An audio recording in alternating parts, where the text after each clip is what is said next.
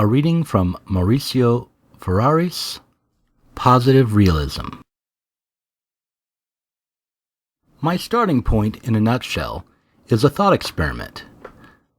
Let's adopt Husserl's epoch and suspend for a moment Kant's Copernican revolution to follow, as far as possible, a hypothesis.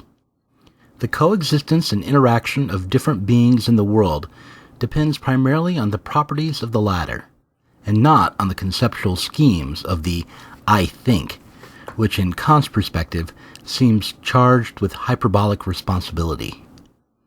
In short, if we want a Copernican revolution, let's do it for real. So instead of placing man at the center of the universe like Kant did, let's turn him into a secondary spectator of a world that is much greater and older than he is. Awakening from the transcendentalist slumber does not mean embracing naive realism, which identifies experience with reality, or a metaphysical realism, which views the mind as the mirror of nature. It is instead a deconstructive gesture, if deconstruction is the ability to challenge the doxa, prejudice, and lazy reason. Then, after 2 centuries dominated by the refrain that language, history, and concepts shape the world, it comes to doing the opposite.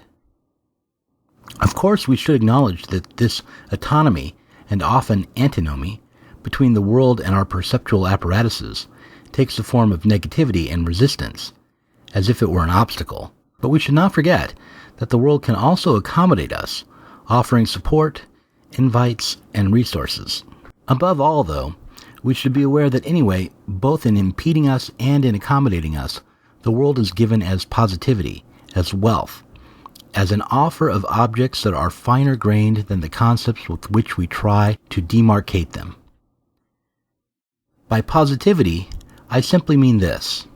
The world, as Kant rightly noted, can only be thought of as a regulating idea containing the totality of all beings. Yet we will never be able to directly experience the world, as it is too big an object for this to be possible. This element, however, suggests an initial positivity of which Kant does not seem to have thought.